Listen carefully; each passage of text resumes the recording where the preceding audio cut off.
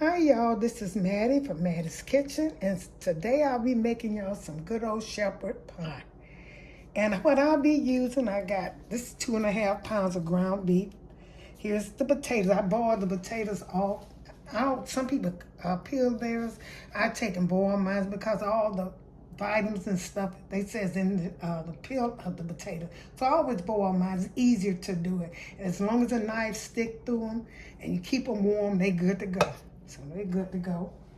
And so, like I said, I'll be using some Worcester sauce, some brown gravy, some Parmesan cheese, Philadelphia cream cheese, Carnation milk, onions, garlic.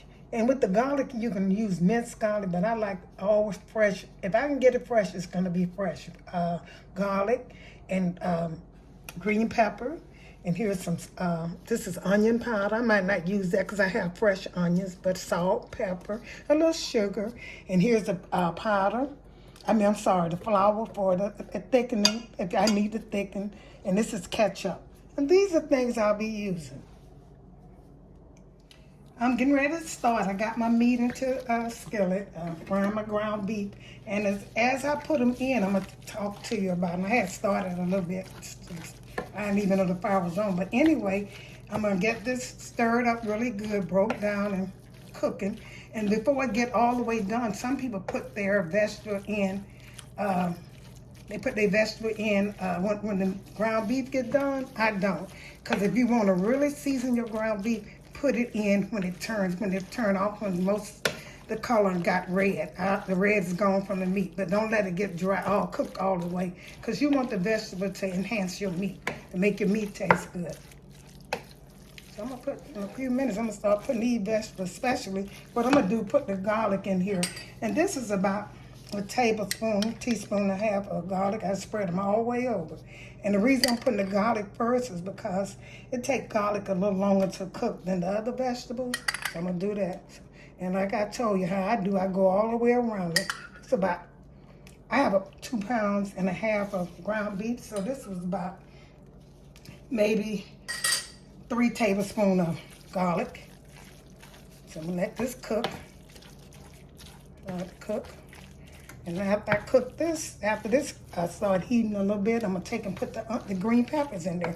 Most people don't put green pepper in, but when I cook any type of meat, then I'm gonna use onion most time. I'm also gonna put green pepper. So once you start using the bell pepper, you'll see how it makes with the onion mixed together and the garlic. It make your meat taste so good. So I'm gonna mix this up. Good. And I'm gonna put the green peppers in here. I'm gonna put all these vegetables in about the same amount I did for the onions. Well, this is already beginning to smell, and it ain't even done. Like I said, don't cook your meat all the way. Let your vegetables season with your meat. If you're a beginner cook, and make it taste better. Do it like that. I'm gonna put these onions in, and once these start cooking, get back and put my onions in now. It's gonna take this about 10 minutes to cook. It don't take long. And these are all the vegetables I'll be using. I don't use any more vegetables. Once I put these in, the green peppers, the onion, garlic, I probably did about 3.5 tablespoons of each. And let this go and cook. And I'm gonna get back with you. Okay, you all, I'm getting ready to season this up. I'm gonna season it up. And what I'm gonna do, and this water in here, from the grease and the water from the meat, you let that stay in. You know, ground beef makes water, and this cut is a little better. I should have got more fat, a little bit more fat, because some things I like to have a little more fat in my ground beef than others. Okay, well, I'm gonna start off. I'm gonna go around with some Worcester sauce. I'm gonna put some of this around it, go around it a little bit. You don't put that much. That's equivalent to about a teaspoonful of it, about a teaspoonful. And what else I'm gonna do? I'm gonna put a little onion powder and pepper goes in here, and salt, because I'm gonna put a cube in here, a bouillon cube. So I'm gonna throw that right in there. The salt has, the bouillon has a little bit, and I'm gonna put some ketchup in here. Put a little ketchup in here. This is the tone, is the taste down a little bit. Now I'm gonna put this in here. And I put a little brown gravy mix in here to give it flavor and taste. You know, I'm gonna let this cook, and then it's so simple. This is a simple video, and you know it's cheap. It's not that costly, and most stuff you have already in your house, so you have to buy a few things. I'm gonna let this cook, and I'm gonna taste it. And once this cook, I'm gonna get ready to make my mashed potatoes. But first, I'm gonna put my vegetables in there. I didn't name that my carrots and peas. You can put mixed vegetables. You can put green beans, but I prefer carrots and peas in mine. Make it simple. So this is good. I'm gonna taste this. Make sure you taste it now. Make sure it tastes good. And you wanna taste it. You're gonna let this cook, and I'm gonna put my vegetables in here. Once this cook a little bit, because I'm gonna use frozen vegetable, carrots and peas, and you can use canned if you want to. I chose frozen. And if you like my videos, the last video I made was liver and onion. Tune into that. It was so good, and it looked so good. And liver, like I said, it's a simple meal to cook. Don't overpower it. Okay. And what I'm gonna do now is before I put my vegetables in, I'm gonna make me a little gravy to mine. I'm gonna taste this. Seems like I might have to put a little bit more. I'm gonna see what I'm gonna put more in here. Maybe a little onion sauce. It's not looking like I want it to look, but I'm gonna finish it. I put a little of that in there. Put a little bit more pepper. That's a little bit, and I'm gonna taste it in a few minutes after I make my gravy. Let this cook. See how that looks? That's the way it's supposed to look. You see, you don't even hardly see your onion. I mean, your peppers and your green pepper. It just make it taste so much better. Just use it, honey. Y'all try it. And fresh garlic. I got garlic in here. Most people just put onions in theirs, but I have to go with my garlic and my green peppers. So what I'm getting ready to do now, this is about a cup of flour. And this is for gravy. You don't have to use all of this. And this is about, like I said, 2 cups of water. And I just want to make, if it's too thick, I add more water. If it's too loose, I add more flour. I'm just going to, you don't want it really thick. I'm going to pour this in here. And then after that, I'm going to put my sweet peas and carrots in here. That's a little thick. I'm going to add some more water. Try it this way, honey. It's so simple. Don't never let stuff get you. Cooking is easy when you follow my instructions. Because I make it very simple, and I repeat myself. And the reason I repeat myself, one guy had said I talk too much, is because it seems like I'm teaching, and I like to go over my stuff 2 times. So I'm gonna pour this in here, pour a little water and gravy, and see if I gotta thicken it, stir it up good enough. Okay, don't have it too thick, because you don't want this to be too thick. So I'm gonna pour some. No, that look good, and I'm gonna pour some of this in here, just a little bit. I'm gonna pour the whole cup on the side thick as I'm gonna get. That looks so good, y'all.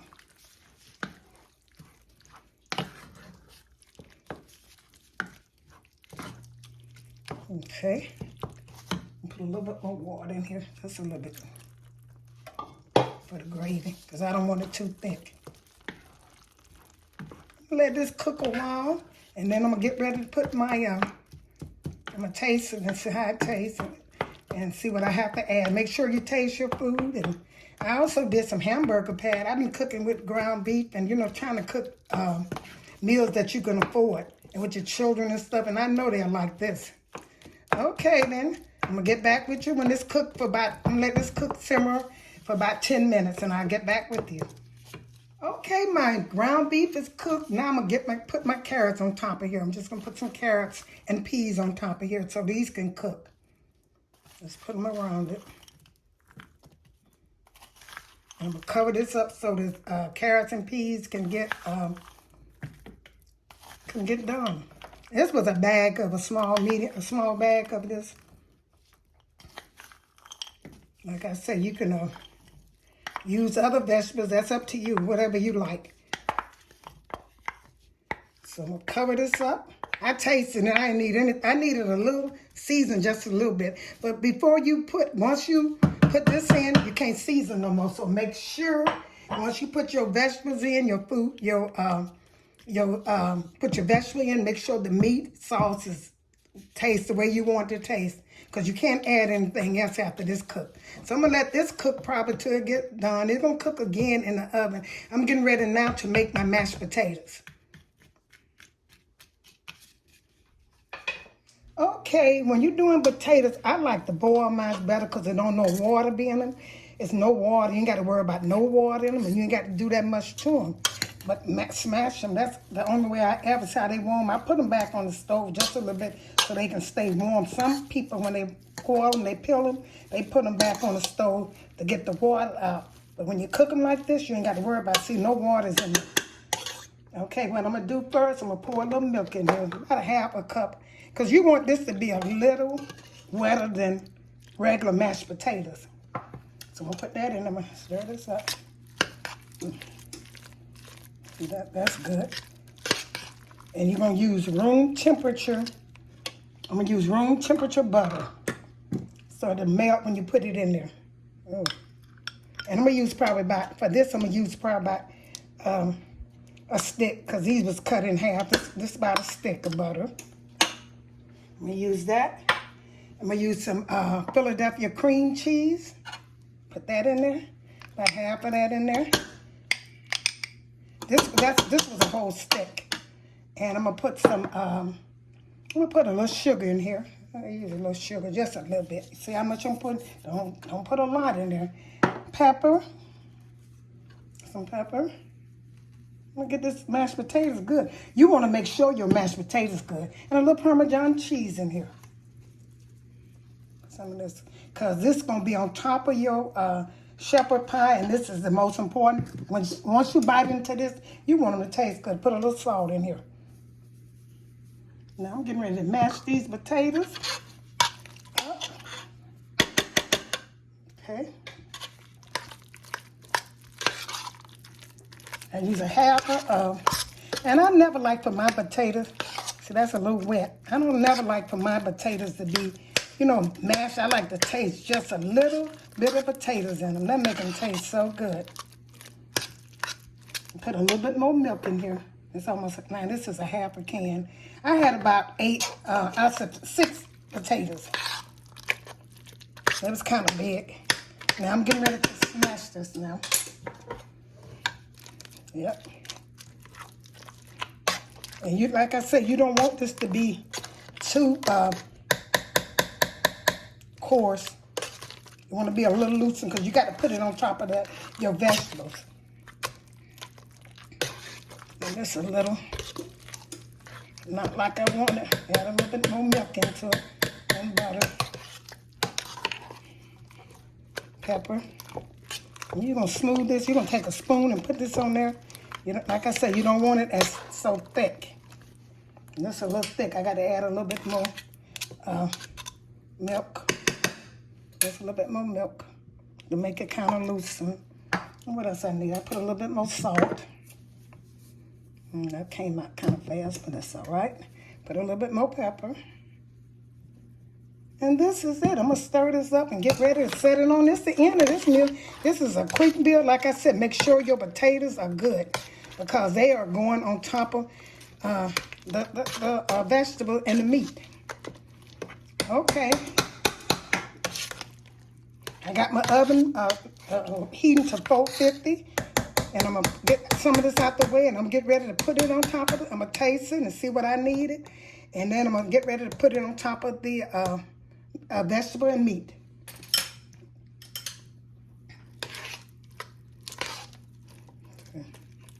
You all, I forgot to put the yolk. This is 2 egg yolk, not white now. And I'm going to put it in here to make it, what the yolk does is make it stay together. And I forgot to do it, and I'm sorry. I'm so glad I can think about it for. I think it's necessary that this yolk, and it make it yellow too. See that color? It makes it yellow. But these was 2 yolks, no white. And I'm getting ready to put this on and I'll be ready. Okay, then I just want to show you all that. Okay, y'all, I'm getting ready to put my mashed potatoes on here. This stuff is kind of hot, so I hope it, hope I have enough mashed potatoes. to spread it out. Don't use a spoon when you're getting ready to spread it out. Just use it's best to use a fork because you don't want to punch a hole in it. So I'm going to spread this on the best way I am. When it comes to spreading stuff and decorating stuff, I can make it look good in the end. You don't want it to go through there. Have it a little loose.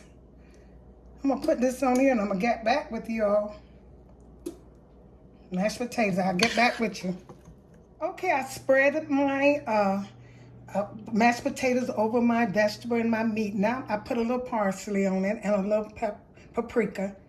And that's all, and a little butter. I put a little butter on top for brownie. And I put a little of this on and put this in the oven for at least about 30 minutes or until the potatoes brown.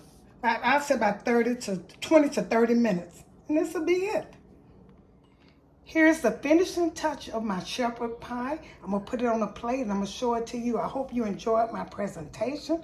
Share this with friends and family. And if you like this video, look at the next one that's coming up after this one.